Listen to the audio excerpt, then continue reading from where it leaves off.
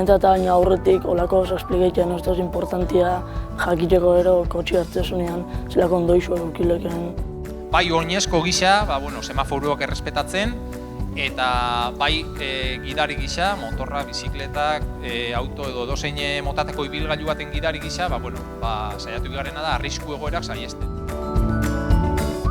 Ne ustez guretzako aproposa, zati laizter gida baimen aukiku eta jakiteko ze arriskuak on karreteriak.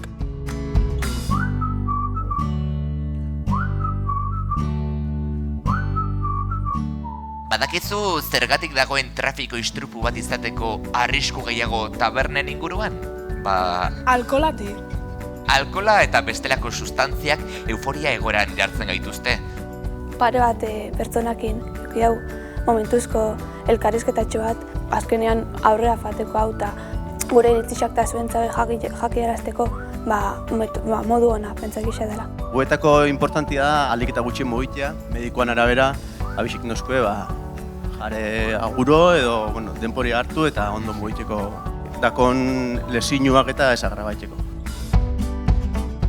Nik uste dut ino intestidantzak udaltzaingoak, bonberuak eta laitzek eta bideokoak onak izan diala era desberdinetan esplikauskulako gauzak eta nigun kilu da nahi baten, así que oso onak izan diala feinitzat. Distrakzio aldetik, telefono mugikorrak gehixen eragiten dauen aparatua eta gero alkohola eta drogena, zer esanik ez?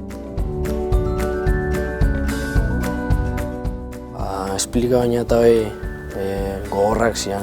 Eta ne ustez honena zehatzenean nola gordine esaten badela, ne ustez gehixo benteien gazea hauen dagoela. Eta nire ama ordea inoiz inork ez du biktimatzat hartu.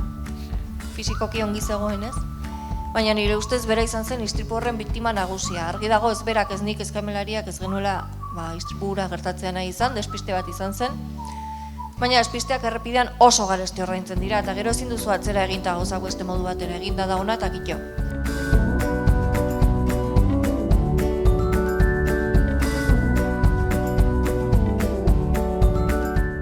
Olako gauzak jakitea, baina pentsagoela zitotzu kotxoa eta hartu aurretik eta zela hartu eta zuzela zauzen be.